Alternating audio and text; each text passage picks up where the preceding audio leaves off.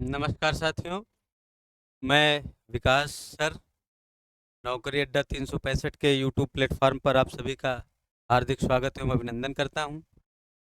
कल हमने सामान्य हिंदी का एक टॉपिक है वर्णमाला। वर्णमाला के बारे में हमने कुछ पढ़ा था कल। आज उसके दूसरे चैप्टर में जो वर्णमाला के बचे हुए भाग हैं उन पर हम चर्चा करेंगे। कल वर्णमाला में हमने क्या क्या पढ़ा, पहले हम उस पर थोड़ा सा प्रकाश डालेंगे। कल हमने वर्णमाला में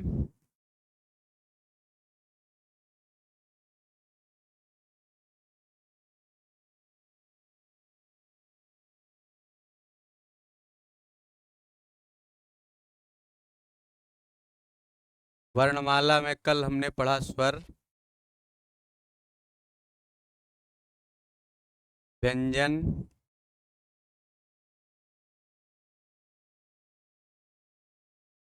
और आयुग्वा,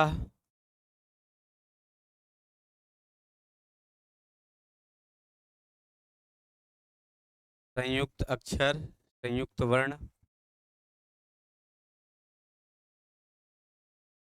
संयुक्त व्यंजन जिसको कहते हैं। इन सब चीज़ों पर हमने कल चर्चा की। हम आज इसके आगे चर्चा करते हैं कि उन सभी वर्णों में किन वर्णों को अल्प प्राण,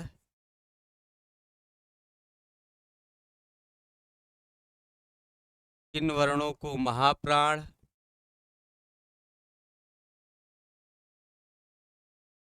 किन वर्णों को अघोष, किन वर्णों को सघोष,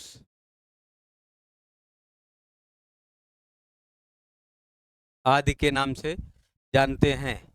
हमने कल एक चीज और पढ़ी थी, उत्क्षिप्त व्यंजन।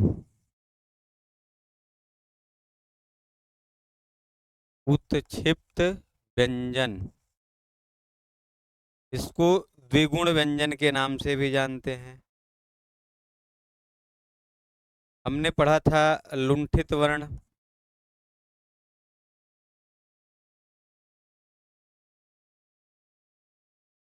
हमने पढ़ा था अर्धस्वर।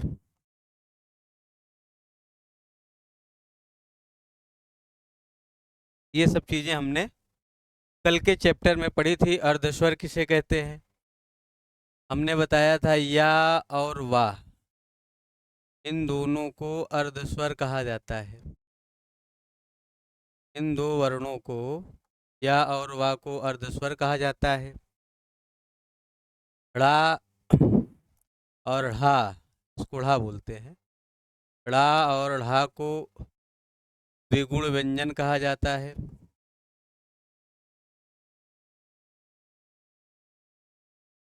इस प्रकार के जो वर्ण थे हमारे।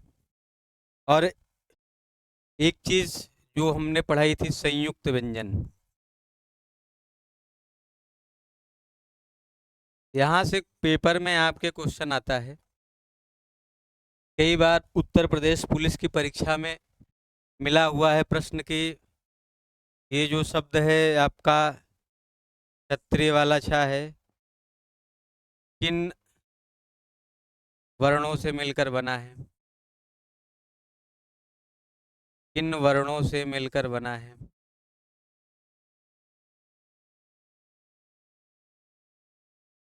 यहाँ से प्रश्न बनते हैं। तो हमने कल इसकी चर्चा की थी कि जो क्षत्रिय वाला छा है हमारा, ये आपका क, स, आ, इन तीन वर्णों से मिलकर बना है। तीन अक्षरों से मिलकर बना हुआ है। कहीं कहीं आपको विकल्प में इस तरीके से भी मिल जाएगा, सा पर हलंत नहीं होगा। जब सा पर हलंत नहीं होगा तो इसमें आ निहित होगा, क्योंकि यह व्यंजन वर्ण है और इसके उच्चारण में स्वर वर्ण आ की सहायता लेनी पड़ती है। इसलिए ये जो हमारा का, शा और आ, ये भी तीनों वर्ण हैं और ये भी दोनों हैं। इसी प्रकार से आपका ज्ञा था।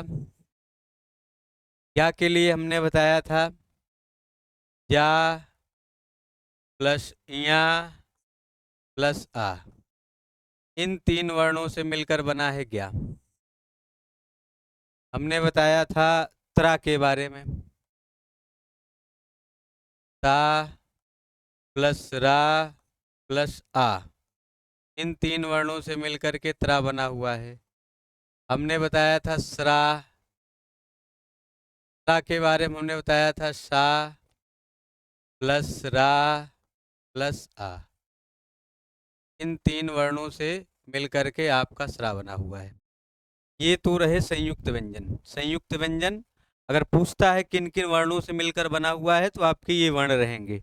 इसके बारे में भी हमने चर्चा की थी। अब आइए थोड़ा सा हम अल्प प्राण, महाप्राण, अघोष और सघोष, इसको पढ़ने से पहले एक छोटी सी चीज सीखते हैं, वर्ण विन्यास। एक छोटी सी चीज है वर्ण विन्यास, और बहुत काम की चीज है। वर्ण विन्यास में सपोज दैट आप ले लीजिए, एक छोटा सा शब्द ले लीजिए पवन। एक शब्द है पवन। अगर कहा जाए कि पवन का वर्ण विन्यास करना है आपको, तो आपको एक एक वर्ण इससे निकालने होंगे। एक वर्ण है पा, एक वर्ण है वा, एक वर्ण वा, और एक वर्ण है ना। पवन 3 वर्णों से मिलकर बना हुआ है। एक्चुअल में ये पा में आ भी आपका निहित है और वा में भी आपका अनिहित है और ना में भी आपका अ लगा हुआ है। ध्यान समझिएगा, अगर हम वर्ण विन्यास की बात करें तो इसमें 3 वर्ण है प, व और ना। और अगर इस पा का भी क्षरण करें, तो पा को भी अगर हम तोड़ते हैं तो ये पा निकलता है। पा का अगर क्षरण किया जाएगा तो पा और आ, 2 वर्ण निकलेंगे। अगर वा को हम तोड़ेंगे तो वा और आ।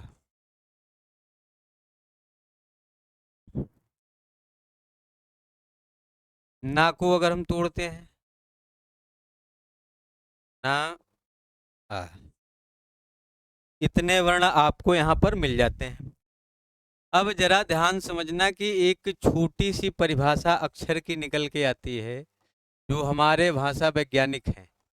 हमारे भाषा वैज्ञानिकों के अनुसार अक्षर की परिभाषा है ना क्षरति इति अक्षरः।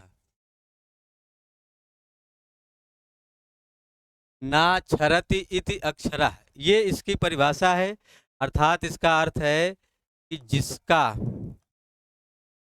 जिसका क्षरण ना हो वह वही अक्षर है।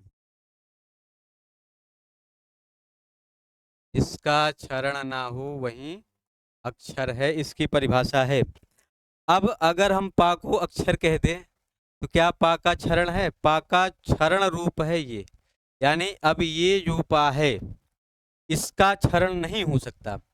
इस पा का इस वा का क्षरण यहाँ तक हो सकता है, फिर इस वा के क्षरण के बाद जो वा मिलेगा इस वा का क्षरण नहीं होगा। इसी प्रकार ये ना वर्ण है, तो इस ना में का क्षरण जब करेंगे तो इस ना का क्षरण यहाँ तक होगा, फिर ये एट लीस्ट हो जाएगा कि इसका क्षरण ना होगा। तो यहीं से थोड़ा सा अंतर वर्ण और अक्षर में थोड़ा सा अंतर पृथक पृथक दिखाई देते हैं। बाकी वर्ण और अक्षर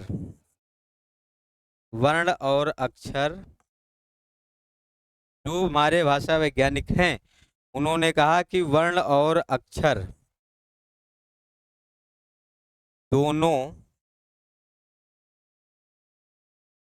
अलग अलग ही नहीं वरन एक दूसरे के पूरक भी हैं। एक दूसरे के पूरक भी हैं। यानी कि वर्ण और अक्षर में थोड़ी सी भिन्नता है जो हमने अभी आपको दिखाई। अब इस भिन्नता के साथ साथ वर्ण और अक्षर एक दूसरे के पूरक हैं, क्योंकि वर्ण और अक्षर अक्षर इसमें से किसी एक के बिना दूसरा संभव नहीं है। तो यहाँ पर थोड़ा सा वर्ण और अक्षर का थोड़ा सा जो भी डिफरेंस है वो मैंने आप लोगों को बताया कि किस प्रकार से इनका वर्ण विन्यास होता है। अगर हम किसी वक्त शब्द का वर्ण विन्यास कहने के लिए कह दें, जैसे हम एक वर्ण उठाते हैं, कह दें कि आप गायक, गायक का वर्ण विन्यास करिए, तो गायक का वर्ण विन्यास होगा ग। अब गा में जो मात्रा लगी हुई है, बड़ा आ, धन या, धन अ, धन का, धन आ, ये होगा गायक का वर्ण विन्यास होगा।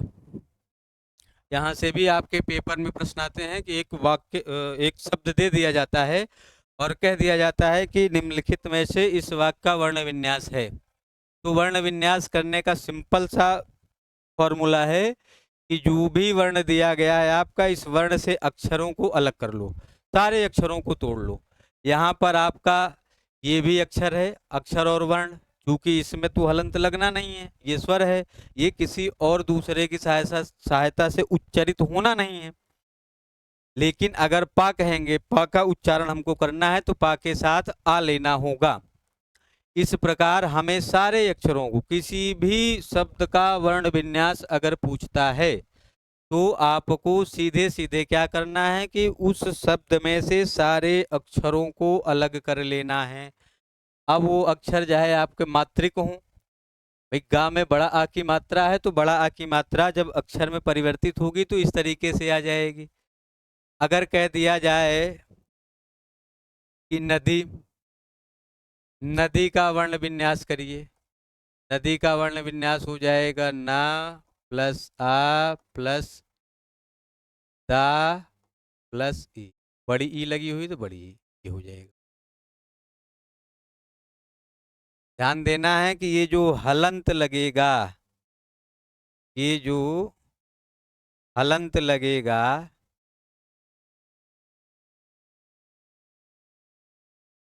स्वर पे नहीं लगेगा। जो भी स्वर वर्ण होंगे उन पर हलंत नहीं लगेगा, हलंत केवल व्यंजन वाले वर्ण पर लगेगा। ये आपका वर्ण विन्यास रहेगा। ठीक है, इतनी बात आप लोगों की समझ में आ गई होगी उम्मीद है। अब हम आगे बढ़ते हैं फिर उसी वर्णमाला की तरफ जहाँ से हमने छोड़ा हुआ था। यहाँ तो थोड़ा सा वर्ण और अक्षर के बीच का डिफरेंस हम बताना चाह रहे थे। अब हम आते हैं उसी वर्णमाला पर, अल्प प्राण। जो हमने वर्णमाला पढ़ाई थी उसमें पूछता है कि निम्नलिखित में से अल्प प्राण है। उसके लिए बहुत कठिन चीज नहीं है, बहुत ही सरल चीज है अल्प प्राण।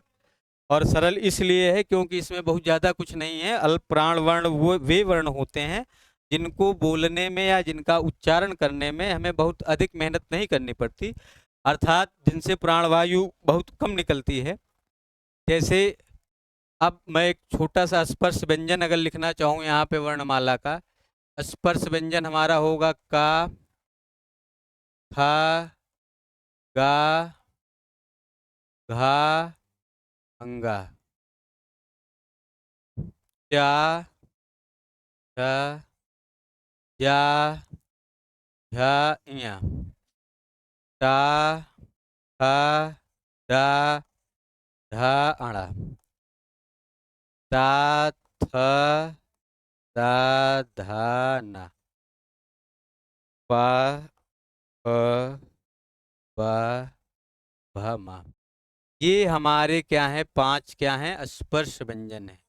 कैसे व्यंजन है, स्पर्श व्यंजन है। ये पांच हमारे स्पर्श व्यंजन के नाम से जाने जाते हैं। पांच वर्ग हैं। ये का वर्ग है आपका, ये आपका चा वर्ग है, ये आपका टा वर्ग है, ये आपका ता वर्ग है, ये आपका पा वर्ग है। ये आपके 5 वर्ग हैं। इन 5 वर्गों में जो व्यंजनों की कुल संख्या है वो 25 है। ध्यान समझिएगा, इन 5 वर्गों में व्यंजनों की कुल संख्या क्या है, 25 है। तो अब इसमें से हमें देखना है कि ये, अगर हम इसको कह लें कि ये आपका कॉलम 1 हो गया, ये कॉलम 2 हो गया, ये कॉलम 3 हो गया, ये 4 हो गया, ये 5 हो गया। आसानी से हम पहचान के लिए कि अल्प प्राण हम किसको बोलते हैं। हाँ, इसके अलावा आपका या रा ला वा है, या रा ला वा है। इसके अलावा आपका एक वर्ण आता है ड़ा। ड़ा, ध्यान से समझिएगा, बिड़ा के बारे में भी समझा देंगे। तो अल्प प्राण इन 5 वर्णों में, ये जो आप 5 वर्ग के 25 वर्ण देख रहे हैं, इनमें अल्प प्राण की संख्या है 135। ये आपको कोड याद करना है। कोड कैसे याद करना है? 135 का मतलब ये है कि प्रत्येक वर्ग का, अल्प प्राण का वर्ण प्रत्येक वर्ग का पहला, तीसरा और पांचवा अक्षर, पहला, तीसरा और पांचवा अक्षर। अल्प प्राण कौन कौन से वर्ण होंगे अगर पूछा जाएगा, तो प्रत्येक वर्ग का पहला, तीसरा और पांचवा अक्षर। ये जो अक्षर हैं, पहला, तीसरा और पांचवा, ये अल्प प्राण कहलाते हैं। अब पहला तो क्या का वर्ग का पहला ही होगा? नहीं, का वर्ग का पहला, तीसरा और पांचवा। क्या वर्ग का पहला, तीसरा और पांचवा। टा वर्ग का पहला, तीसरा और पांचवा। ता वर्ग का पहला, तीसरा और पांचवा। देख रहे हैं, ता द ना। पा वर्ग में प ब मा। ये सब सारे वर्ण क्या हैं? आपके अल्प प्राण वर्ण हैं। इसके अलावा अब देखिए, ये जो डा देख रहे हैं आप, इसी का परिवर्तित रूप क्या है? ड़ा। डा का, डा से ही ड़ा बना है। तो ये चारों वर्ण भी आपके, सॉरी, पांचों वर्ण भी आपके अल्प प्राण में आएंगे। तो अल्प प्राण में ये पांचों वर्ण प्लस स्पर्श व्यंजन का, स्पर्श व्यंजन का 135। 135 का मतलब है पहला, तीसरा और पांचवा। हर वर्ग में 5 अक्षर हैं, तो पहला, तीसरा और पांचवा, ये आपका क्या होगा? अल्प प्राण आएगा। बात समझ में आ गई होगी आप लोगों के? आप लोगों के समझ में मेरी बात आ गई होगी कि अल्प प्राण में कौन कौन से वर्ण आएंगे। 135 याद करना है। काखा का गा आपको याद है? कहीं भी देख लेना है, जो पांचों वर्ग हैं, क च ट त पा, इन पांचों वर्ग में इनके वर्ग का पहला, तीसरा और पांचवा, ये सारे वर्ण क्या होंगे? आपके अल्प प्राण होंगे। ठीक है, मेरी बात समझ में आ गई आपकी?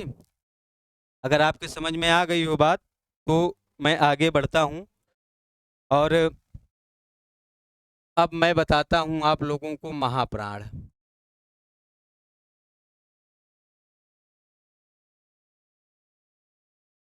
फिर से अगर मैं वही वर्ग नोट करूंगा, का वर्ग, चा वर्ग, ता वर्ग, ता वर्ग, पा वर्ग, 5 वर्ग हैं आपके। हमने 135 लिखा था। अब 135 को अगर मैं छोड़ दूंगा, यहाँ अगर लिखता हूं मैं, क ख ग घ ग, च छ ज झ इया, टा थ ड ढ आड़ा, त थ द ध न, प फ ब भ म। अब यही आपके स्पर्श व्यंजन है, बार बार इसको लिखना है। कितने वर्ण हैं? ये 25। स्पर्श व्यंजन की संख्या कितनी है? 25। अगर आपके दिमाग से संख्या उतर गई है कि स्पर्श वर्ण की संख्या 25 है, तो आपको ये पांचों वर्ग दिमाग में आपके चलने हैं। हर वर्ग में 5 अक्षर हैं, वर्गों की संख्या 5 है, तो 5 गुणे 5 आपका कितना हो जाएगा? 25। सिंपल सा प्रश्न आपके पेपर में आ सकता है कि हिंदी वर्णमाला में स्पर्श व्यंजनों की संख्या कितनी है, अंतः अस्थ व्यंजनों की संख्या कितनी है, ऊष्म व्यंजनों की संख्या कितनी है, या निम्नलिखित में से ऊष्म व्यंजन है। आगे हम जब आपकी प्रैक्टिस कराएंगे, हाँ, तब हम उन सब सारे प्रश्नों को इंक्लूड करते हुए चलेंगे, कौन कौन से प्रश्न कब कब वर्णमाला से पूछे गए हैं, इसके बारे में हम विस्तार से चर्चा करेंगे। अभी आपको देखना है महाप्राण, ऐसे वर्ण जिनका उच्चारण करने में थोड़ा ज्यादा समय लगता है उसे कहते हैं महाप्राण। अब आपका जो महाप्राण है वो प्रत्येक वर्ग का दूसरा और चौथा, भाई पहला, तीसरा और पांचवा आपने अल्प प्राण में रख दिया, तो बचा कौन सा? दूसरा और चौथा। यानी प्रत्येक वर्ग का दूसरा और चौथा वर्ण आपका क्या होगा? बोलो। महाप्राण। बात समझ में आई? बात समझ में आ गई? महाप्राण क्या होगा? प्रत्येक वर्ग का दूसरा और चौथा अक्षर आपका महाप्राण होगा, प्लस इसके अलावा सा सा सा हा, ये चारों वर्ण। बोलो, इन चारों वर्णों को किस नाम से जाना जाता है? इन चारों वर्णों को ऊष्म व्यंजन के नाम से जाना जाता है। तो जो तुम्हारे ऊष्म व्यंजन होंगे, बोलो वो अल्प प्राण होंगे कि महाप्राण? तो बोलोगे क्या कि ऊष्म व्यंजन होंगे महाप्राण। क्यों महाप्राण होंगे? ये देखो, क्योंकि इनके उच्चारण में अधिक प्राणवायु बाहर निकलती है मुख से। जब भी हम मुख से इन वर्णों का उच्चारण करते हैं तो प्राणवायु और अधिक इन वर्णों के उच्चारण में इन वर्णों की अपेक्षा और अधिक मेहनत करनी पड़ती है, इसलिए इनको महाप्राण कहा जाता है। एक वर्ण आपका और छूट रहा है, जो इसका है उच्छिप्त व्यंजन में। उच्छिप्त व्यंजन में ढ़ा, चढ़, पढ़, ढ़ा, तो ढ़ा भी आपका महाप्राण होगा। बात मेरी समझ में आ रही होगी आप लोगों के। हमने आप लोगों को वर्ण विन्यास पढ़ा दिया, वर्ण विन्यास के बाद हमने आपको महाप्राण, अल्प प्राण पढ़ा दिए। अब जहां तक आपकी बात अगर ना समझ में आई हो तो आप बता सकते हैं, इसको नोट करेंगे आप लोग, जल्दी से इसको नोट कर लीजिए, फिर हम लोग आगे बढ़ते हैं।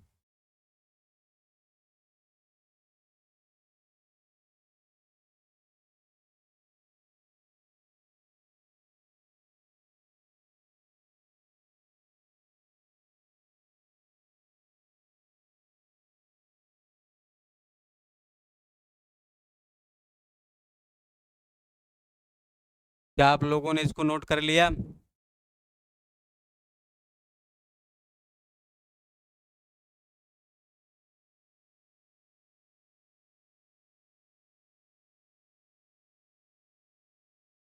चलिए, नोट हो गया, आगे बढ़े हम। आगे बढ़ते हैं तो अल्प प्राण महाप्राण के बाद आता है आपका अघोष और सघोष। ध्यान से समझिएगा, हम कोशिश करेंगे कि ये थोड़ा सा अलग अलग ना करके एक ही पार्ट में बता दिया जाए। इसके लिए जरा देखिएगा, एक चीज तो आप लोगों ने सीख ली होगी कि जैसे मैं कहूँगा कि किस वर्ग का कौन सा वर्ण है तो आप बता देंगे ये चीजें। अगर मैं कहूँगा कि प्रत्येक वर्ग का पहला वर्ण, अगर मैं आपसे कहूँ कि प्रत्येक वर्ग का पहला वर्ण, ध्यान समझिएगा, थोड़ा सा बताइएगा हमको। बोलो, प्रत्येक वर्ग का पहला वर्ण बताओ। तो आप कहोगे कि सर प्रत्येक वर्ग का पहला वर्ण होगा, जो चूंकि वर्ग हैं आपके 5, तो का वर्ग का पहला वर्ण का चा वर्ग का पहला वर्ण चा, टा वर्ग का पहला वर्ण टा, ता वर्ग का पहला वर्ण ता और पा वर्ग का पहला वर्ण पा। ये है ना। तो हम अब इसको लिखेंगे नहीं, हम यहाँ पर वैसे ही बताते चलेंगे जैसे कि आपको हमको बताना है। अगर मैं यहाँ लिखता हूँ कि पहला वर्ण होगा तो आपको समझ लेना है कि पहला वर्ण क्या क्या है। अगर मैं कह दूं कि प्रत्येक वर्ग का दूसरा वर्ण, प्रत्येक वर्ग का दूसरा वर्ण, दूसरा वर्ण, तो बताओ दूसरा वर्ण क्या होगा? था, छा, था, था, फा। नहीं होगा? बोलो हाँ कि ना। तो प्रत्येक वर्ग का पहला और दूसरा वर्ण आपका अघोष होता है। क्या होता है? अघोष व्यंजन होता है। प्रत्येक वर्ग का, यहाँ पे अगर हम परिभाषा लिखना चाहें तो लिख सकते हैं अघोष, अघोष लिंग डालेंगे, लिख लेंगे कि प्रत्येक वर्ण का, प्रत्येक सॉरी वर्ग का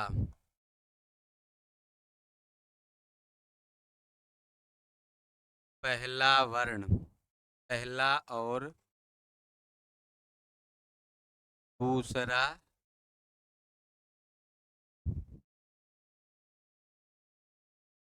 प्लस ता, ता,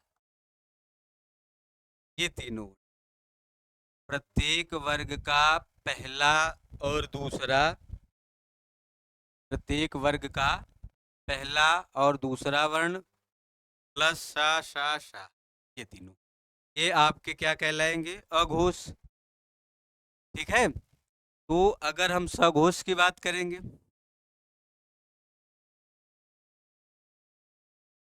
सघोष की बात करेंगे तो प्रत्येक वर्ग का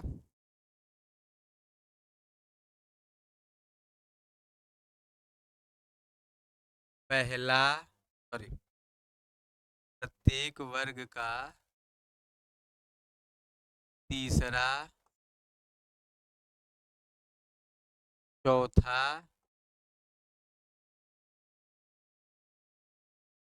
और पांचवा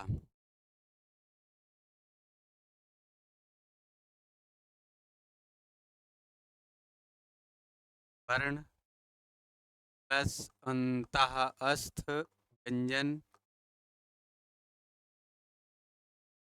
अंतः अस्थ व्यंजन प्लस, ये आपका सघोष हो जाएगा। क्या क्या होगा?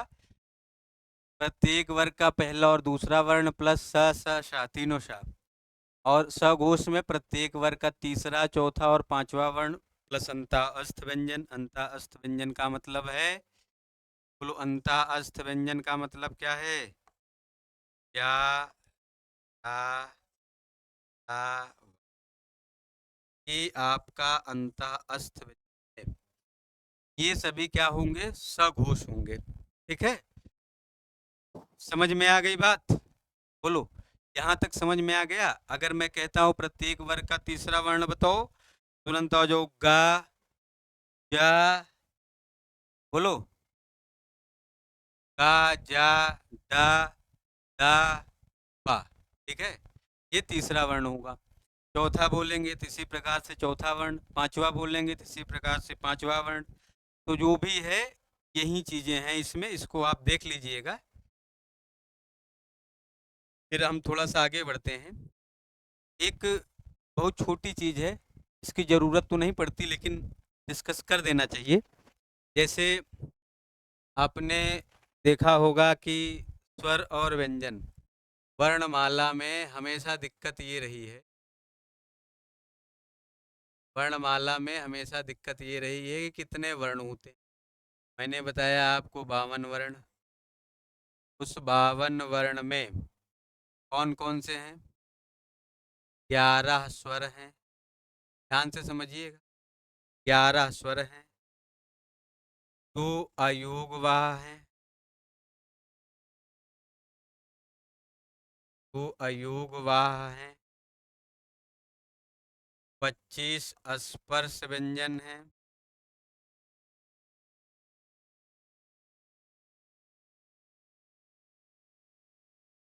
4 अंतःस्थ व्यंजन हैं,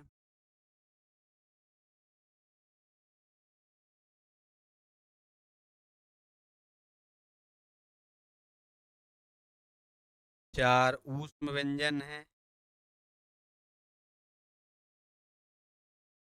4 ऊष्म व्यंजन हैं और आपके 4 संयुक्त व्यंजन हैं, 4 संयुक्त व्यंजन हैं और 2 उच्छिप्त व्यंजन हैं, क्षिप्त व्यंजन, क्षिप्त या द्विगुण व्यंजन। ये हमने पहली क्लास में ही डिस्कस किया था कि उत्क्षिप्त और द्विगुण व्यंजन कौन है, लुंठित वर्ण क्या है। तो अब इसको अगर हम जोड़ते हैं तो 11 2 13, 13 25 38, 4 42, 4 46, 4 50, 50 और 2 52। अब स्वर तो हो गए हमारे 11। अब हमें देखना है व्यंजन। अगर हम इसको काउंट करके चलेंगे तो 25 4 30, 4 33, 4 37, 2 39 हो गए। अगर हम इसको काउंट करके चलेंगे कि 39 व्यंजन होते हैं, तो यहाँ पर थोड़ा सा ये समझने वाली बात होगी, वो ये होगी कि जो हमारे 4 संयुक्त व्यंजन हैं, हम देख रहे हैं ना, हमारे जो 4 संयुक्त व्यंजन हैं, 4 जो संयुक्त व्यंजन हैं, वो है आपका ये छतरी वाला छ, त्रा, ज्ञा और स्रा। इन चारों को मूल व्यंजन नहीं माना जाता। क्यों नहीं माना जाता? क्योंकि छा में का और सा क्योंकि पहले से आपके स्पर्श व्यंजन, अंतःस्थ व्यंजन और ऊष्म व्यंजन में गिने जा चुके हैं। ध्यान समझिएगा कि ये जो 6 संयुक्त व्यंजन बना हुआ है, ये व्यंजन का और सा के मिलने से बना हुआ है और ये का और सा ऑलरेडी आपके स्पर्श, अंतःस्थ और ऊष्म इन तीनों व्यंजनों में कहीं ना कहीं ये गिने जा चुके हैं। त्रा है आपका, त्रा में ता और रा, ये भी गिना जा चुका है। क्या है आपका, क्या में जा और इया, ये भी गिना जा चुका है। रा है, रा में आपका सा और रा, ये भी गिना जा चुका है। तो इसलिए इनको मूल व्यंजन नहीं माना जाता, इन चारों को मूल व्यंजन नहीं माना जाता, क्योंकि ये चारों इन्हीं 3 में से निकल करके निर्मित हुए हैं। और ये जो आपके 2 उत्क्षिप्त व्यंजन हैं, इनका निर्माण भी इसी में से हुआ है। इसलिए हमेशा व्यंजन की संख्या, व्यंजन की संख्या 33 मानी जाती है। हिंदी वर्णमाला में स्वर की संख्या 11 और व्यंजन की संख्या 33 मानी जाती है। अगर आपकी परीक्षा में प्रश्न पूछा जाए कि वर्णमाला में कुल कितने वर्ण हैं, तो आपके 52 वर्ण हैं। लेकिन अगर मूल वर्ण पूछे, ऑप्शन में 52 है तो 52 लगाइएगा। मूल वर्ण पूछता है तो जिसमें ये चारों मिश्रित नहीं आएंगे, ये निकल जाएंगे और ये निकल जाएंगे 2, जब वो निकलेंगे तो आपका 44 हो जाएगा, 11 + 33। ठीक है, 33 + 2 ये प्लस ये, तो 11 33 44, 2 अयोगवा और 2 उच्छिप्त, 44 4 48। स्वर और व्यंजन को मिलाकर के पूछा जाएगा, 11 33 44। तो ऑप्शन आपके तीनों मिल सकते हैं, 52 48 और। ध्यान समझना, ये कंफ्यूज करने वाला चीज है। कुल आपके वर्णमाला में 52 वर्ण है, उन 52 वर्णों में 4 संयुक्त व्यंजन निकाल दिया जाए तो 48 बचते हैं।